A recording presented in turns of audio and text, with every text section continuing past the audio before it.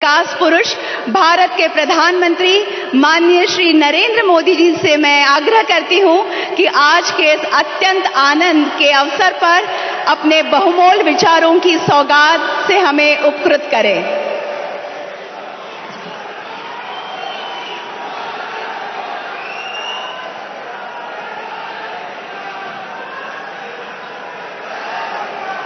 मंच पर विराजमान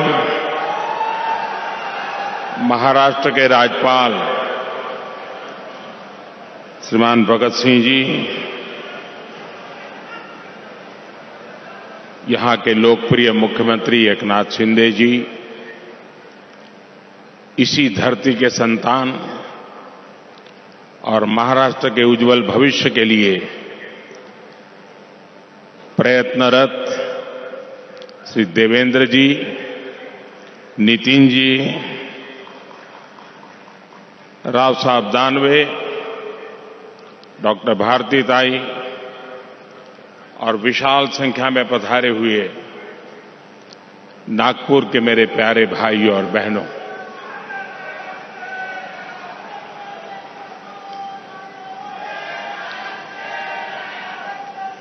आज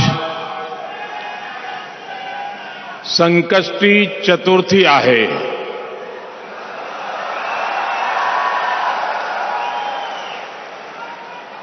कोणतेही शुभकाम करताना आपण प्रथम गणेश पूजन करतो। आज नागपुरात आहोत तर टेकडीच्या गणपती बापाला माझे वंदन।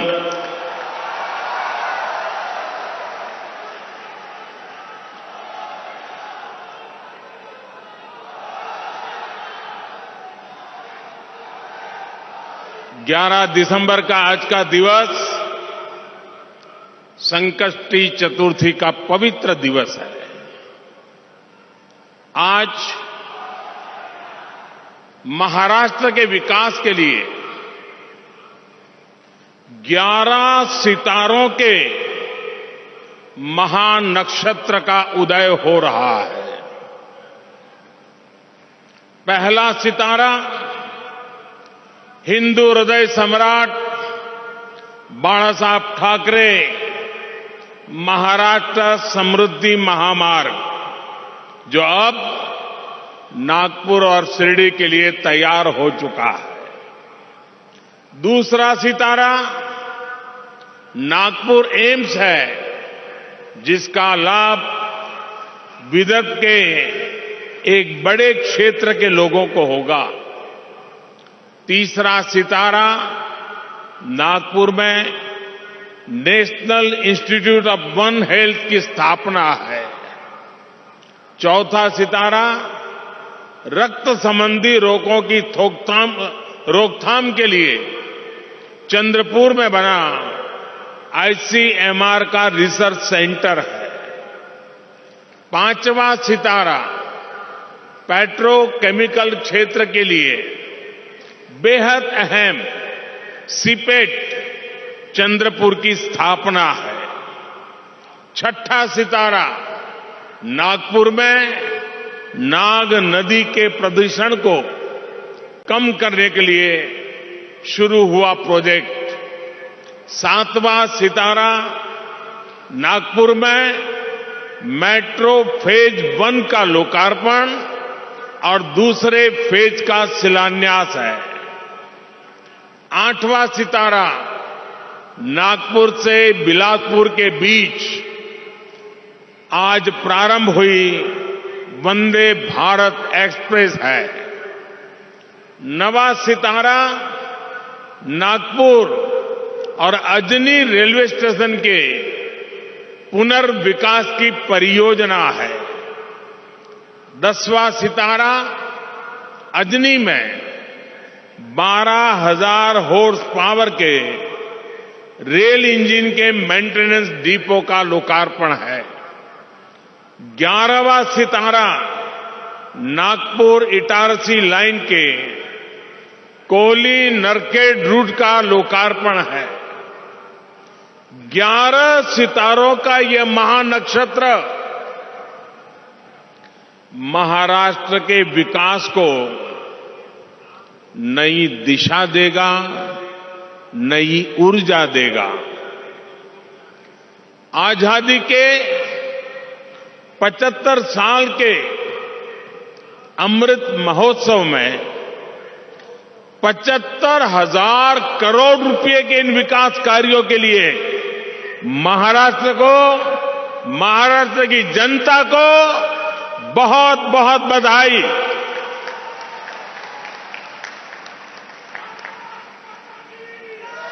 साथियों, आज का ये आयोजन इस बात का भी प्रमाण है कि डबल इंजन की सरकार महाराष्ट्र में कितनी तेज गति से काम कर रही है।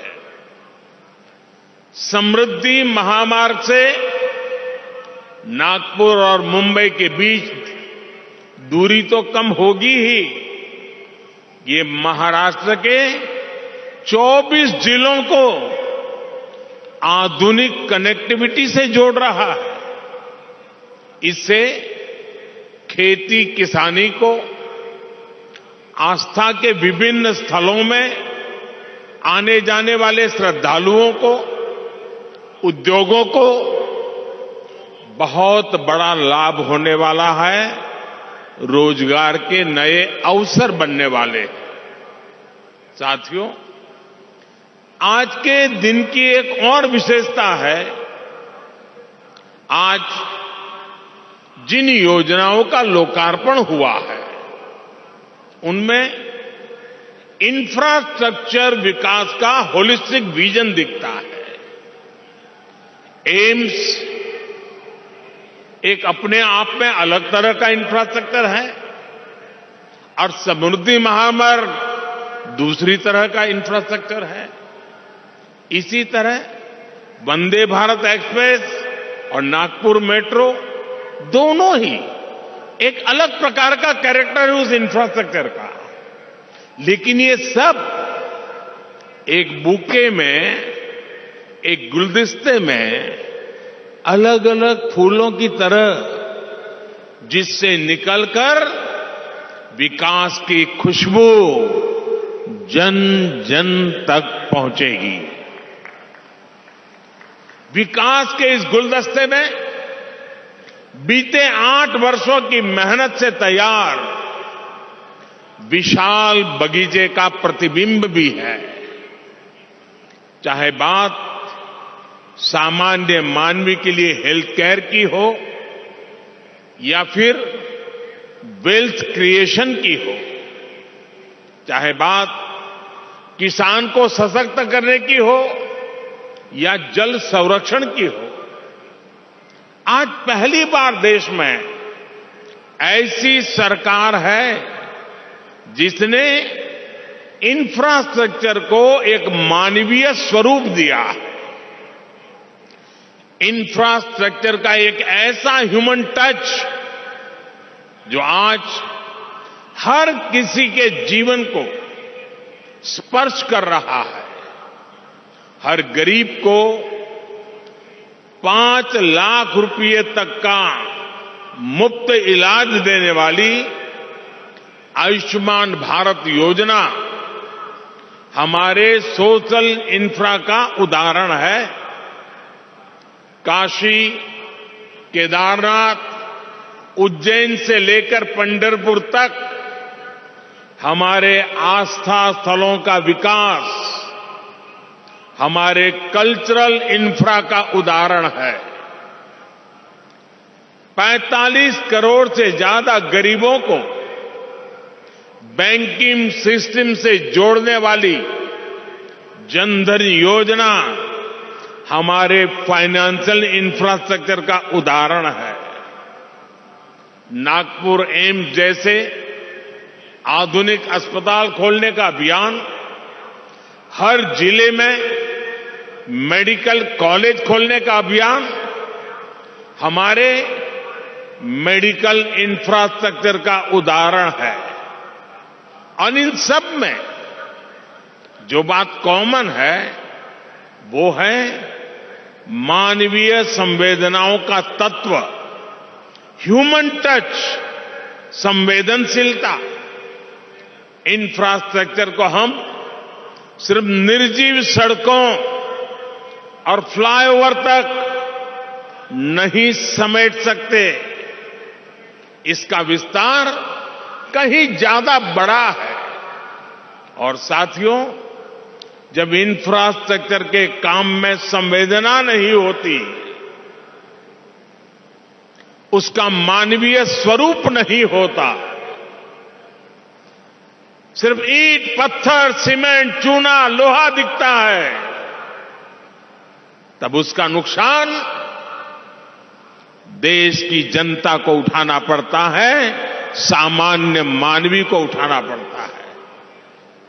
मैं आपको गोसीखुर्द डैम का उदाहरण देना चाहता हूं। 30-35 साल पहले इस डैम की नींव रखी गई थी और उस समय उसका अनुमानित खर्च 400 करोड़ रुपए के आसपास था। लेकिन बरसों तक संवेदनाहीन कार्यशैली के कारण बरसों तक वो डैम पूरा नहीं हो पाया। अब डैम का अनुमानित खर्च 400 करोड़ से बढ़कर के 18,000 करोड़ रुपए हो गया। 2017 में डबल इंजन की सरकार बनने के बाद इस डैम का काम तेज हुआ है, हर समस्या को सुलझाया गया है। मुझे संतोष है कि इस वर्ष ये डैम पूरा भर पाया है। आप कल्पना कर सकते हैं, इसके लिए 3 दशक से ज्यादा लगे, तब जाकर इसका लाभ गांव को, किसान को मिलने लगा। भाइयों और बहनों, आजादी के अमृत काल में देश विकसित भारत के विराट संकल्प के साथ आगे बढ़ रहा है। विकसित भारत के निर्माण का रास्ता है भारत की सामूहिक ताकत। विकसित भारत के निर्माण का मंत्र है राष्ट्र के विकास के लिए राज्य का विकास। बीते दशकों का हमारा ये अनुभव रहा है कि जब हम विकास को सीमित रखते हैं तो अवसर भी सीमित हो ही जाते हैं। जब शिक्षा कुछ ही लोगों, कुछ ही वर्गों तक सीमित थी, तो राष्ट्र का टैलेंट भी पूरी तरह निखर कर सामने नहीं आ पाया। जब बैंकों तक कुछ लोगों की पहुंच थी, तो व्यापार कारोबार भी सीमित ही रहा। जब बेहतर कनेक्टिविटी केवल कुछ शहरों तक सीमित थी, तो ग्रोथ भी उसी दायरे तक सीमित रही। यानी विकास का पूरा लाभ ना तो देश की बड़ी आबादी को मिल पा रहा था और ना ही भारत की असली ताकत उभर कर सामने आ पा रही थी। बीते 8 वर्षों में हमने ये सोच और अप्रोच दोनों बदली है। हम सबका साथ, सबका विश्वास, सबका विकास और सबका प्रयास, इस पर बल दे रहे हैं। और जब मैं सबका प्रयास कहता हूं तो इसमें हर देशवासी शामिल है और देश का हर राज्य शामिल है। छोटा बड़ा जो भी हो, सबका सामर्थ्य बढ़ेगा तब जाकर भारत विकसित बनेगा। इसलिए हम उनको प्रोत्साहित कर रहे हैं जो पीछे रह गए, वंचित रह गए, जिनको छोटा समझा गया, यानी जो पहले वंचित था वो अब हमारी सरकार की वरीयता में है। इसलिए आज छोटे किसानों के लिए वरीयता के आधार पर काम किया जा रहा है। पीएम किसान सम्मान निधि का बड़ा लाभ यहां विदर्भ के किसानों को भी मिला है। ये हमारी ही सरकार है जिसने पशुपालकों को वरीयता देते हुए किसान क्रेडिट कार्ड की सुविधा से जोड़ा है। हमारे रेहड़ी पटरी ठेले वाले भाई बहन, स्ट्रीट वेंडर्स, उन भाई बहनों को भी पहले कोई पूछता नहीं था, वो भी वंचित थे। आज ऐसे लाखों साथियों को भी वरीयता देते हुए बैंक से आसान ऋण मिल रहा है। साथियों, वंचित को वरीयता, वंचित को वरीयता, इसका एक और उदाहरण हमारे आकांक्षी जिलों का भी है। देश में 100 से अधिक जिले ऐसे हैं जो आजादी के इतने दशकों बाद भी विकास के अनेक पैमानों पर बहुत पीछे थे। इनमें से ज्यादातर आदिवासी क्षेत्र थे, हिंसा से प्रभावित क्षेत्र थे। इनमें मराठवाड़ और विदर्भ के भी अनेक जिले शामिल हैं। बीते 8 वर्षों से हम देश के ऐसे ही वंचित क्षेत्रों को तेज विकास की ऊर्जा का नया केंद्र बनाने पर बल दे रहे हैं। आज जिन प्रोजेक्ट्स का लोकार्पण और शिलान्यास हुआ है, वे भी इसी सोच और अप्रोच का प्रकट रूप है।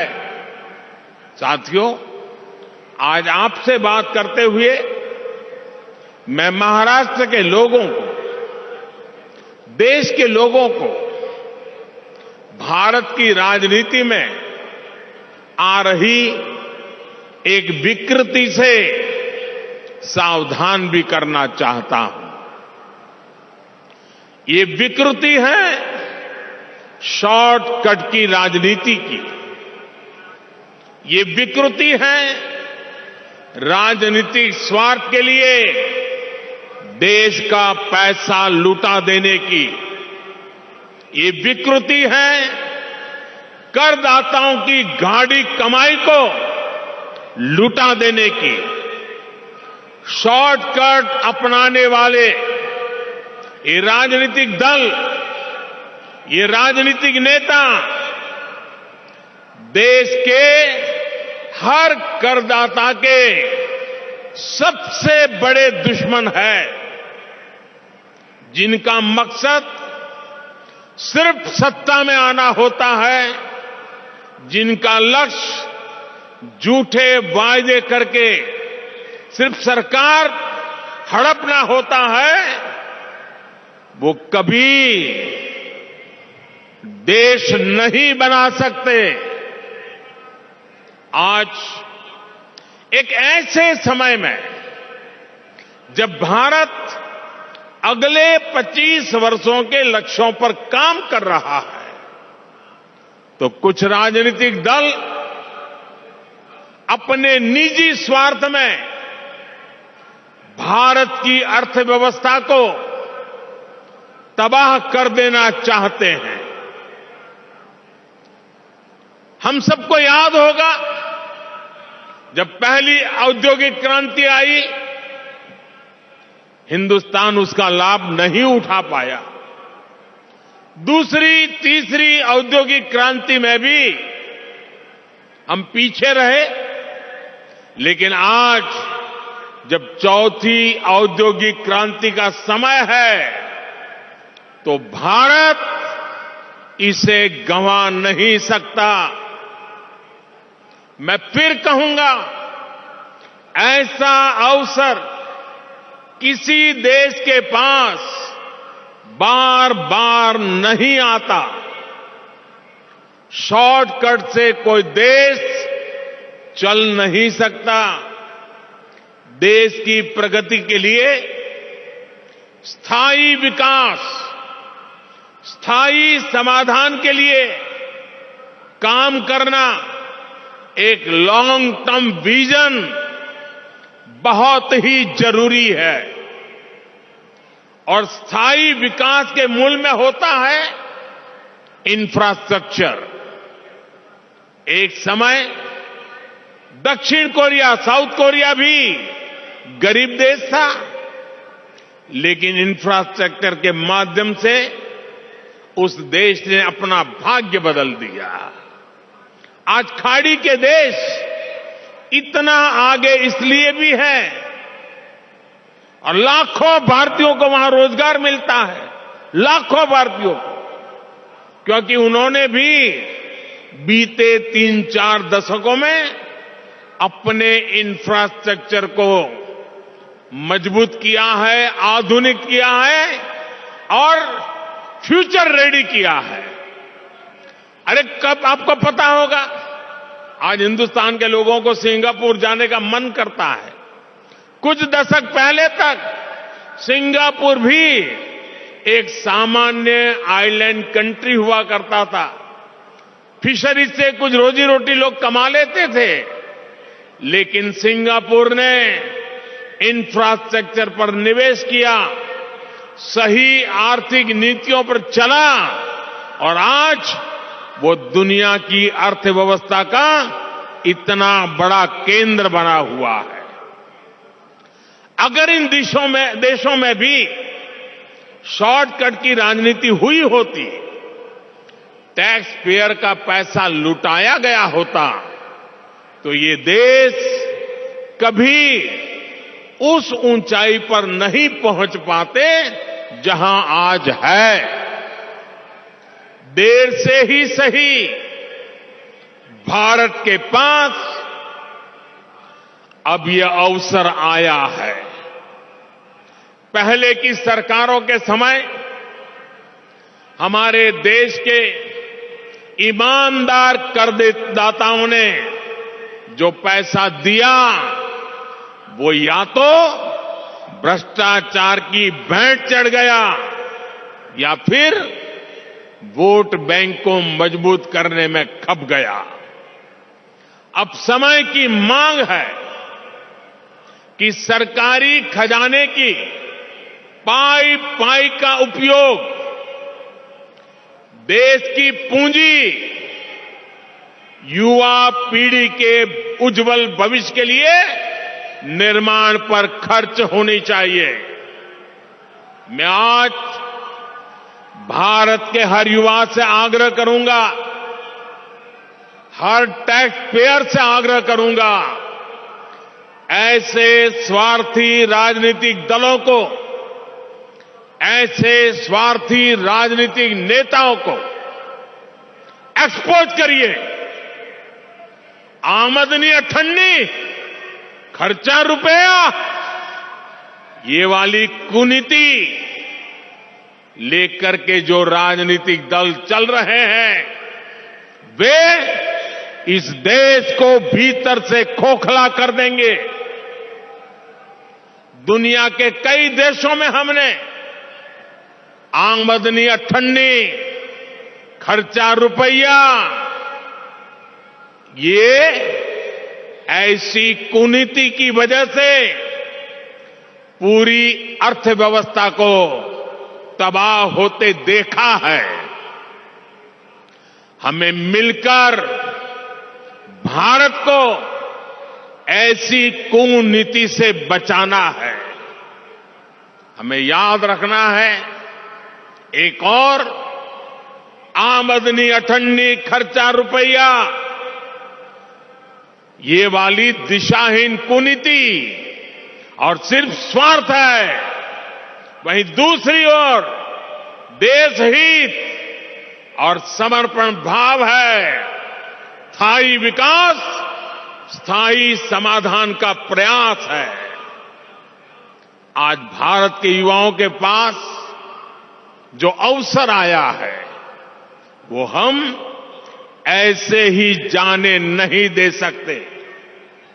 और मुझे खुशी है कि आज देश में स्थायी विकास और स्थायी समाधान को सामान्य मानवी का भी जबरदस्त समर्थन मिल रहा है।